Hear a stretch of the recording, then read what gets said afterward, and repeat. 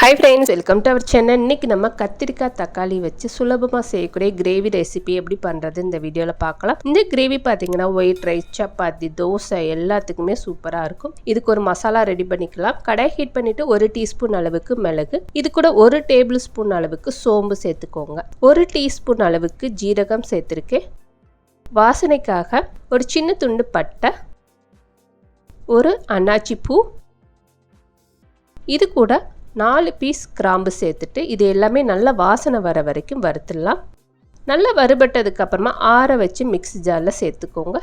இதை ஒரு ஃபைன் பவுடராக இந்த மாதிரி அரைச்சி எடுத்துக்கலாம். இதை எடுத்து தனியாக வச்சுருங்க. அடுத்து நம்ம தாளிக்கிறதுக்கு கடாய் ஹீட் பண்ணிவிட்டு தேவையான அளவுக்கு ஆயில் சேர்த்துருக்கேன். ஒரு பச்சை மிளகா கட் பண்ணிவிட்டு சேர்த்துக்கலாம். இது கூட ஒரு பெரிய வெங்காயம் பொடியாக கட் பண்ணிவிட்டு சேர்த்துக்கோங்க. வெங்காயம் பொன்னிறமாக வர வரைக்கும் வதக்கிற போகிறோம். இப்போ பார்த்தீங்கன்னா கலர் சேஞ்ச் ஆயிடுச்சு. இந்த டயத்தில் 1 டீஸ்பூன் அளவுக்கு இஞ்சி பூண்டு பேஸ்ட்டு சேர்த்துட்டு ஒரு 2 செகண்ட் நல்லா வதக்கிடுங்க. நல்லா வதங்கினதுக்கு அப்புறமா 3 பெரிய சைஸ் தக்காளி எடுத்திருக்கேன். அதை கட் பண்ணிவிட்டு சேர்த்துக்கோங்க.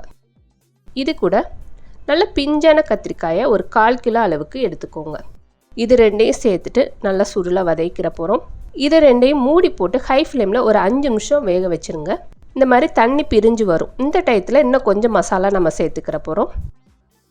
இது கூட ஒரு 2 டீஸ்பூன் அளவுக்கு தனியாத்தூள், 1 டேபிள் ஸ்பூன் அளவுக்கு காஷ்மீரி மிளகாத்தூள் சேர்த்துக்கோங்க. நம்ம மிளகு, பச்சை மிளகா, தனி மிளகாத்தூளும் சேர்த்துருக்கோம். அதனால் காரம் பார்த்துட்டு மிளகாத்தூள் கூட குறைய சேர்த்துக்கோங்க. இது கூட கொஞ்சமாக மஞ்சத்தூள், தேவையான அளவுக்கு உப்பு சேர்த்துக்கலாம். உப்பு சேர்த்துட்டு இந்த மசாலாவை நல்லா சுருள வதக்கிடுங்க. நல்லா மிக்ஸ் பண்ணதுக்கு அப்புறமா இதில் தேவையான அளவுக்கு 1 கப் அளவுக்கு தண்ணி சேர்த்துக்கிற போகிறோம். தண்ணி சேர்த்ததுக்கு அப்புறமா இதை மூடி போட்டு ஒரு 10 நிமிஷம் கொதிக்க வைங்க. நம்ம சேர்த்துருந்த கத்திரிக்காய், தக்காளி எல்லாமே அரைப்பதத்துக்கு வெந்திருக்கணும். இப்போ பார்த்தீங்கன்னா அரைப்பதத்துக்கு நல்லா வெந்திருக்கு. இந்த டயத்தில் நம்ம வறுத்து அரைச்ச பொடி எல்லாத்தையும் சேர்த்துக்கிற போகிறோம். கடைசியாக சேர்க்கும் போது நல்லா அந்த வாசனையோட டேஸ்ட்டும் நல்லாயிருக்கும். ஏற்கனவே நம்ம நல்லா வறுத்ததுனால இது அதிக நேரம் கொதிக்க வைக்கணும்னு அவசியம் இல்லை. கொஞ்சம் நேரம் கொதிக்க வச்சாலே போதும்.